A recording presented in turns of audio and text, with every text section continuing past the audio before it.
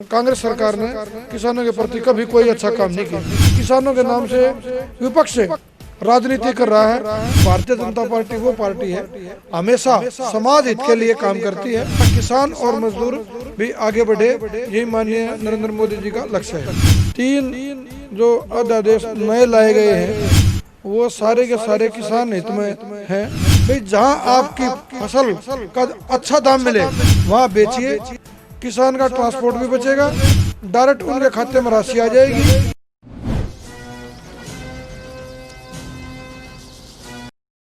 प्रदेश में इस समय राजनीतिक हवाएं तेज हैं क्योंकि बड़ौदा में चुनाव हैं। करनाल लोकसभा से बीजेपी सांसद और बड़ौदा उपचुनाव के प्रभारी संजय भाटिया नेताओं के साथ साथ कार्यकर्ताओं से भी जनसंवाद कर रहे हैं। अचानक वरिष्ठ भाजपा नेता भूपेंद्र मोर के कार्यालय पर पहुंचे संजय भाटिया ने कार्यकर्ताओं की नब्ज टटोलने के साथ साथ किसानों के मामले को लेकर भी भूपेंद्र से मुलाकात की। आइए सुनते हैं क्या कहते हैं इस मुलाकात के बारे में भाजपा नेता भूपेंद्र मोर। हमारे साथ भाजपा के वरिष्ठ नेता भूपेंद्र मोर मौजूद हैं और वो बड़ौदा हल्के से अपनी दावेदारी भी जता रहे हैं। और आज इनके ऑफिस पर जो प्रदेश में महामंत्री का काम कर रहे हैं भाजपा में और बड़ौदा के वे प्रभारी भी हैं संजय भाटिया, वो पहुंचे थे। पूछते हैं क्या कार्यक्रम था। संजय भाटिया जी आज आपके ऑफिस में आए थे। माननीय संजय भाटिया जी यहाँ कार्यकर्ताओं को संबोधन के बारे में आए थे। यहाँ कार्यकर्ताओं को संबोधन किया, बड़ौदा के जो काम अप्रूव्ड हो गए उनके बारे में बताया और जो ये किसान आंदोलन चल रहा है इसके बारे में भी चर्चा हुई। ये जो पहले से जो कानून बना रखे थे मंडियों के किसानों के प्रति, उनमें कुछ भी छेड़छाड़ नहीं किया गया। इसके अलावा 3 जो अध्यादेश नए लाए गए हैं वो सारे के सारे किसान हित में हैं। किसानों को आज़ाद कर दिया गया है। वो अपनी फसल को चाहे मंडी में बेचो चाहे बाहर बेचो, उसको पूरी आज़ादी है। जहाँ उसको अच्छा भाव मिलेगा वहीं किसान अपनी फसल बेचेगा और डायरेक्ट उनका जो पैसा है आड़ती की बजाय किसानों के खाते में आएगा। और दूसरा ये कुछ किसानों को अगर चाहें, किसान की मर्जी हो तो कंपनियों से कॉन्ट्रैक्ट कर सकता है 3 साल का 5 साल का।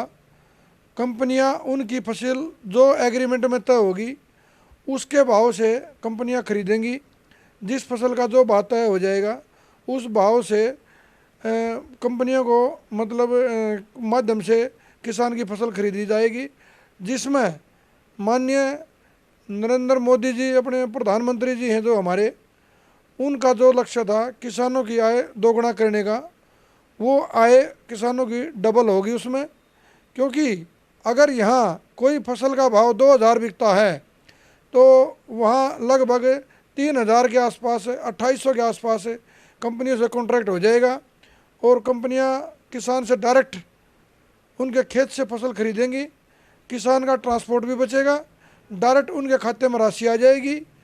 कभी कभी क्या होता है यहाँ किसानों को पैसा नहीं मिलता, महीने महीने 2 महीने 3 महीने पैसा नहीं मिलता। वो नगद पेमेंट से आप किसान वहाँ डायरेक्ट कंपनियों को पैसा सामान बेच पाएंगे अपनी फसल और अपना पैसा ले पाएंगे। ये जितनी भी पॉलिसियाँ भारतीय जनता पार्टी ने बनाई हैं ये किसान हितैषी हैं।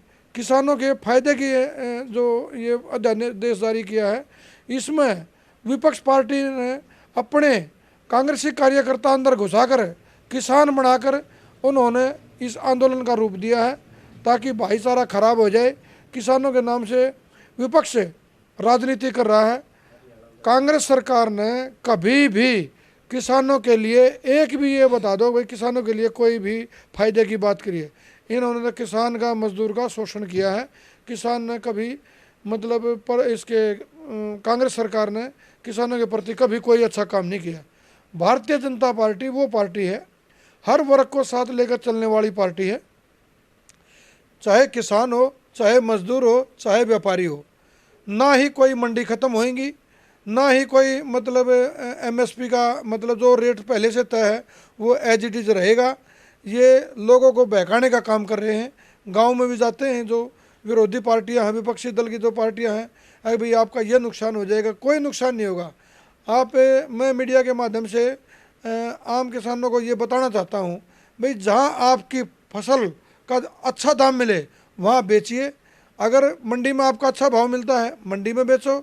अगर आपके कोई व्यापारी या कोई कंपनी आपके खेत में अच्छा पैसा देती है तो आप उसको फसल बेचें और अपनी आय को बढ़ाने का काम करें।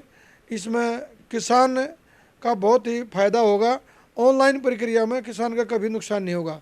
इससे पहले जब ये पेंशन ऑनलाइन करी थी, वृद्धा पेंशन, इन्होंने विपक्षी दलों ने उठाया था कि भाई ये तो काफ़ी नुकसान हो गया, इससे लोग परेशान हो जाएंगे। आज हर एक आदमी पेंशन ऑनलाइन करने से सभी वर्ग खुश हैं, ना कि कोई नाखुश है। इसलिए भारतीय जनता पार्टी वो पार्टी है हमेशा समाज हित के लिए काम करती है। ये जो पार्टी है नीतियों की पार्टी है, आम जन मानस के सोचने के लिए ये पार्टी बनी है और उनके लिए सोच रही है। माननीय नरेंद्र मोदी का ये नारा है, भारतीय जनता पार्टी के माध्यम से हर एक व्यक्ति को ज़्यादा से ज़्यादा फायदा हुए, हमारा देश आगे बढ़े और हमारा किसान और मजदूर भी आगे बढ़े। यही माननीय नरेंद्र मोदी जी का लक्ष्य है। जेपी दलाल से आपकी मुलाकात हुई है, मुलाकात का क्या मायने समझे, क्योंकि वो भी प्रभारी हैं यहाँ के? आज हमारे माननीय कृषि मंत्री जी से मिलना हमारा तय हुआ, मुलाकात हुई हमारी और हल्के के बारे में चर्चा हुई।